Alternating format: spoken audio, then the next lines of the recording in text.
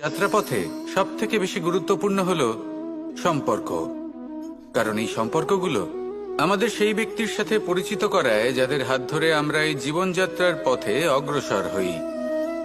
এবার এই সম্পর্কে আপনার কথাবার্তা, আপনার ব্যবহার, এটা অত্যন্ত গুরুত্বপূর্ণ।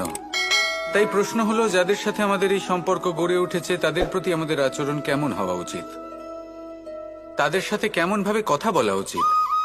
এর একটা বড়ই সহজ উত্তর আছে, দর্পণ। আপনি নিজেকে যেভাবে দর্পণে দেখেন সেভাবেই দর্পণের দিকে তাকান এবং কল্পনা করুন যে আপনার স্থানে সেই ব্যক্তি আছে আর সে আপনাকে দেখছে। এবার বুঝতে চেষ্টা করুন